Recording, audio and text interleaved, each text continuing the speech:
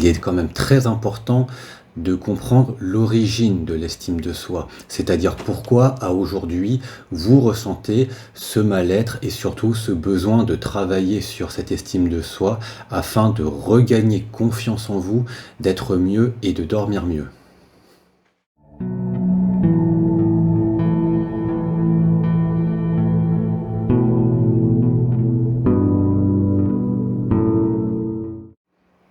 Bonjour et bienvenue dans cette nouvelle vidéo. Je m'appelle Kevin et mon ambition est d'aider les personnes à vivre mieux et dormir mieux en travaillant sur un aspect essentiel tel que l'estime de soi. Alors comme d'habitude, n'hésitez pas à vous abonner afin d'être tenu au courant de mes nouvelles vidéos. Et aujourd'hui, je voulais aborder les 3 éléments essentiels à l'origine de l'estime de soi. Alors, le premier élément de l'estime de soi remonte bien sûr à l'enfance et à la manière dont les parents montraient et ressentaient l'amour envers vous.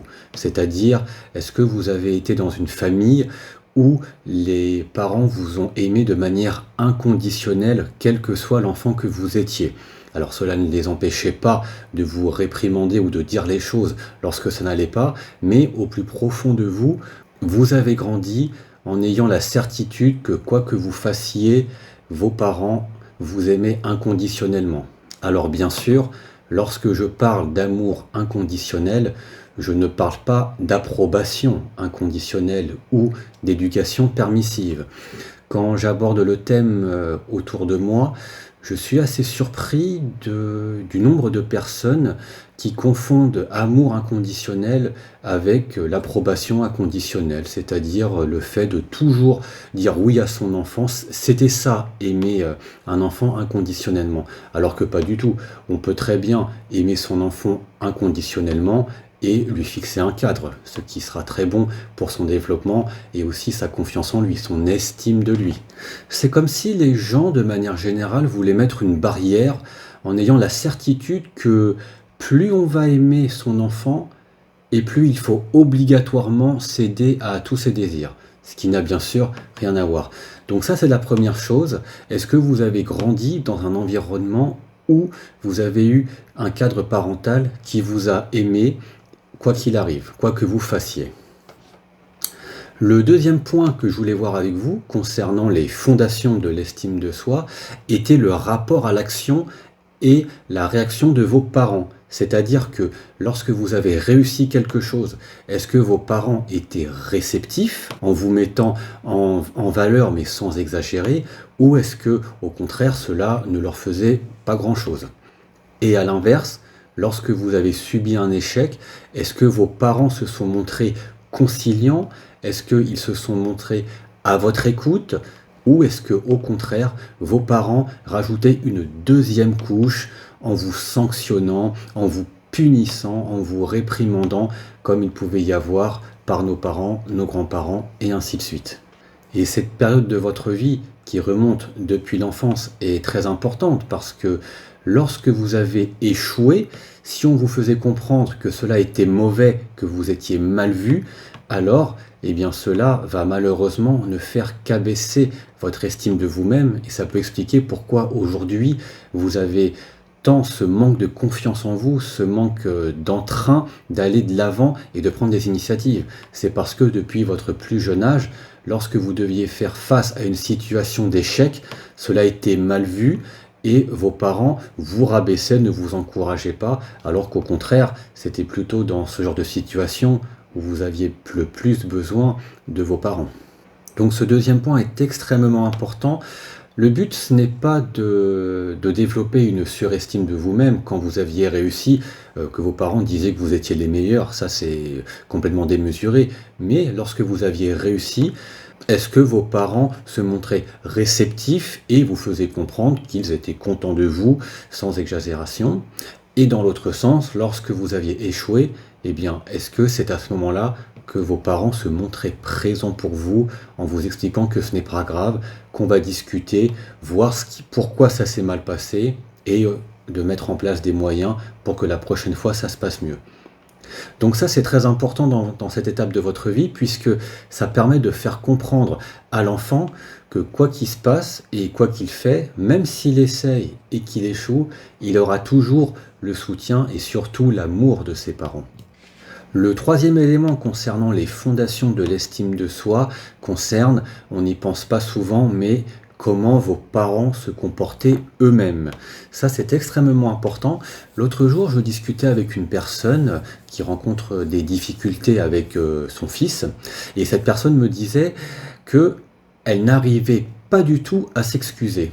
Elle disait que voilà, moi je demande à mon fils de s'excuser, mais moi je n'arrive pas du tout à m'excuser. J'en ai conscience, mais je ne sais pas pourquoi, ça me prend de l'intérieur. J'arrive pas à faire sortir cette reconnaissance de mon erreur et donc de m'excuser. Alors, j'ai pas cherché très longtemps, hein. Je lui ai simplement dit, et vos parents? Est-ce que vos parents se sont déjà excusés une seule fois quand vous étiez petit? Et cette personne m'a répondu, ah non, jamais. Mes parents ne se sont jamais excusés et à chaque fois qu'ils devaient s'excuser, ils cherchaient la petite bête de mon côté pour justifier la maltraitance ou les mauvaises paroles. Et cette étape est très importante pour l'estime de soi, puisque lorsque vous êtes enfant, il y a bien sûr l'apprentissage par ce que l'on va vous dire, mais il y a aussi l'apprentissage par ce que vous voyez, l'apprentissage par ce que vous entendez.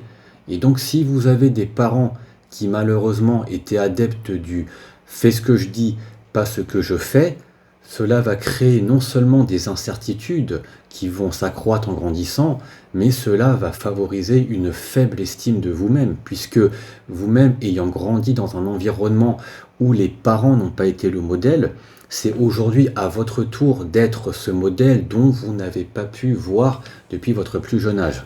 Et donc ce troisième élément qui est comment vos parents se sont comportés est extrêmement important. Est-ce que vos parents se sont montrés anxieux? Est-ce que vos parents se sont montrés colériques? Est-ce que vos parents ont fait des erreurs? Mais pire encore, est-ce que vos parents ont reconnu ces erreurs?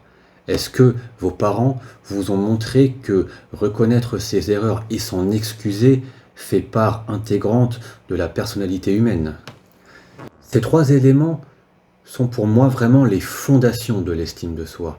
Donc je résume, est-ce que vous avez eu l'amour inconditionnel de vos parents? Ensuite, est-ce que vous avez eu ce qu'on appelle le soutien de vos parents, que ce soit en cas de réussite mais aussi en cas d'échec? Et le troisième point concerne vos parents eux-mêmes. Est-ce que vos parents ont été un modèle dont aujourd'hui vous serez fiers d'en parler? Et donc ces trois éléments représentent les fondations de l'estime de soi. Alors bien évidemment, si l'un de ces trois points ou plusieurs de ces points n'ont pas été comblés durant votre enfance, ce n'est pas votre faute. Et la bonne nouvelle, c'est qu'aujourd'hui, vous avez conscience de la situation. Et donc, vous avez la capacité de changer des choses.